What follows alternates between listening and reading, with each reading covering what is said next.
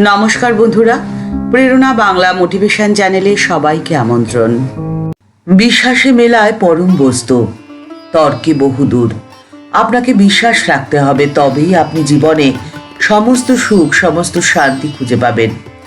আপনার যখন খারাপ সময়, তখনও যেমন ঠাকুরের ওপর আপনি ভরসা রেখে আপনার জীবনের পথে আপনার প্রয়োজনীয় কাজটি সম্পাদন করবেন, ঠিক তেমনই আপনার যখন সুসময়, তখনও আপনাকে প্রতিক্ষণে, প্রতি মুহূর্তে ঠাকুরের কথা মনে রেখে জীবন পথে এগিয়ে যেতে হবে। আপনার পাশে যখন কেউ নেই, আপনার জীবনের অন্তিম সময়, তখন ঠাকুর আপনার পাশে ঠিক থাকবেন। এই কথাটি যে কতখানি সত্যি, তারই কয়েকটি উদাহরণ আজকের ভিডিওতে আপনাদের সঙ্গে শেয়ার করে নিচ্ছি। কিন্তু তার জন্যে আপনাকে বিশ্বাস রাখতে হবে। আপনাকে বিশ্বাস নিয়ে জীবনের পথে ঠাকুরের উপর ভরসা রেখে আপনি যদি এগিয়ে যেতে পারেন, তাহলে ঠিক আপনার অসময়ে আপনি ঠাকুরকে আপনার পাশে দেখতে পাবেন। বলরাম বসু ছিলেন ঠাকুরের পরম ভক্ত। তার প্রয়াণ সম্পর্কে মহাপুরুষ মহারাজ যে স্মৃতিচারণা করেছেন, সেই কথা গায়ে কাঁটা দিয়ে ওঠার মতো। মহাপুরুষ মহারাজ বলছেন, দেহত্যাগের 2-3 দিন আগে থেকেই বলরাম বাবু আত্মীয় স্বজনদের কাউকে কাছে আসতে দিতেন না। আমাদেরই কেবল দেখতে চাইতেন এবং যতটুকু কথাবার্তা বলতেন তা খালি ঠাকুর সম্বন্ধেই। এদিকে বলরাম বাবুর স্ত্রী শোকে মুহ্যমান হয়ে গোলাপ মা, যোগীন মা প্রভৃতির সঙ্গে অন্দরমহলে বসে রয়েছেন। এমন সময় তিনি দেখলেন যে আকাশের গায়ে একখণ্ড কালো মেঘের মতো। পরে ওই মেঘ ক্রমশ ঘনীভূত হয়ে নিচে নেমে আসতে লাগলো এবং একটি রথের আকার ধারণ করে বলরাম মন্দিরের ছাদের ওপরে নামলো। আর ওই রথের ভেতর থেকে ঠাকুর নেমে আসলেন। তিনি নেমে এসে বলরাম বাবু যে ঘরে ছিলেন সেই দিকে গেলেন। আর খানিক পরেই বলরাম বাবুর হাত ধরে রথে সে বসলেন। তখন সেই রথ ঊর্ধ্বে উঠে শূন্যে বিলীন হয়ে গেল। এই অলৌকিক দৃশ্য দেখতে দেখতে বলরাম বাবুর স্ত্রীর মন এমন এক উচ্চ অবস্থায় চলে গেছিল, যেখানে শোক তাপ স্পর্শ করতে পারে না। যখন তার চমক ভাঙল, তখন তিনি ওই দর্শনের কথা গোলাপ মাকে বলেন। গোলাপ মা এসে আমাদের যখন ঘটনাটি জানালেন, আমরা দেখলাম যে তার কিছুক্ষণ আগেই বলরাম বাবু দেহত্যাগ করেছেন। যারা ঠাকুরকে ভালোবাসেন, বিশ্বাস করেন, তাদের জন্য ঠাকুর আজও রয়েছেন। বেলুর মঠে ঠাকুরের জীবন্ত উপস্থিতির কথা নানান সূত্রে জানা যায়। স্বামী প্রেমানন্দজি একদিন বলছেন, আমি এখানে নতুন কাপড় ঠাকুরকে নিবেদন করে নিজে পরতে যাচ্ছি। ঠিক তখনই ঠাকুর এসে আমাকে বলছেন, হ্যাঁ রে বাবুরাম, তুই নতুন কাপড় পরছিস আর আমার জামাটা যে কেটে দিয়েছে, তা তুই কি আমায় এখন আর ভালোবাসিস না? আমি চমকে গিয়ে ঠাকুর ঘরে গিয়ে তাড়াতাড়ি দেখলাম যে সত্যি তো, ঠাকুরের ছবিতে পরানো জামাটি ইঁদুরে কেটে দিয়েছে। স্বামী প্রেমানন্দজি এবং স্বামী শিবানন্দজির স্মৃতিকথা থেকে জানা যায় যে তারা দেখতেন ঠাকুর মন্দিরের বারান্দায় বা মঠ প্রাঙ্গণের এদিকে ওদিকে পায়চারি করছেন। সেজন্য তারা মঠের চারদিক বিশেষভাবে পরিষ্কার পরিচ্ছন্ন করে রাখতে পছন্দ করতেন। খেয়াল রাখতেন যেন মঠ প্রাঙ্গণে কোনো চোর কাটা বা ইটের টুকরো বা ধুলো ময়লা পড়ে না থাকে, যাতে শ্রী শ্রী ঠাকুর এদিকে ওদিকে বেড়াতে কোনো অসুবিধে না পান। সেই জন্য মঠের চারদিক পরিষ্কার এবং পরিচ্ছন্ন করে রাখার ব্যবস্থা। 1838 সালের 14ই জানুয়ারি, মকর সংক্রান্তির দিন। সেই দিনই বেলুর মঠে শ্রী শ্রী ঠাকুরের নবনির্মিত সুদৃশ্য বিশাল মন্দিরের প্রতিষ্ঠা কার্য সমাপনের পরে সংঘের তৎকালীন প্রেসিডেন্ট এবং ঠাকুরের পার্ষদ স্বামী বিজ্ঞানানন্দজি যখন নিজের ঘরে বিশ্রাম নিচ্ছিলেন, তখন তার সেবক সন্ন্যাসী তাকে জিজ্ঞাসা করলেন, আপনি বলেছিলেন ঠাকুর ও স্বামীজিকে কি বলবেন? বলেছিলেন মহারাজ। মহারাজ উত্তর দিয়েছিলেন, হ্যাঁ বলেছি।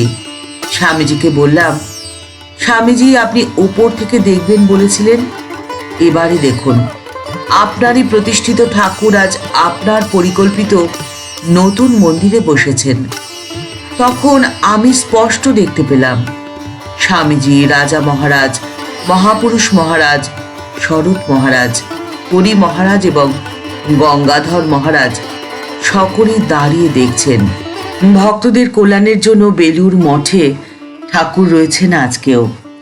বেলুর মঠ সম্পর্কে মা বলেছিলেন, আমি কিন্তু বরাবরই দেখতাম ঠাকুর যেন গঙ্গার ওপারে ওই জায়গাটিতে যেখানে এখন মঠ রয়েছে, সেখানে তখন কলা বাগান ছিল, তার মধ্যে ছিল ঘর, সেখানেই বাস করছেন।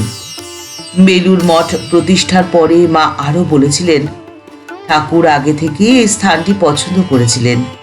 গঙ্গার পশ্চিম কূল বারাণসী সমতুল, এখানেই মঠ করে নরেন খুব ভালো কাজ করেছে।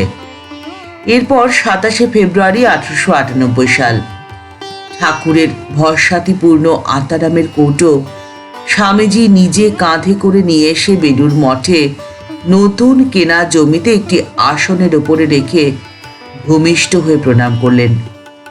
মঠে আসার আগে তিনি শিষ্য শরৎচন্দ্র চক্রবর্তীকে বললেন, ঠাকুর আমায় বলেছিলেন, তুই কাঁধে করে আমায় যেখানে নিয়ে যাবি আমি সেখানেই যাব এবং থাকব। সেই জন্যেই আমি স্বয়ং তাকে কাঁধে করে নতুন মঠ ভূমিতে নিয়ে যাচ্ছি। সেই সময় শিষ্য শরৎচন্দ্রকে তিনি এও বলেছিলেন, নিশ্চয় জানবি, বহুকাল পর্যন্ত বহু জনহিতায় ঠাকুর ওই স্থানে স্থির হয়ে থাকবেন।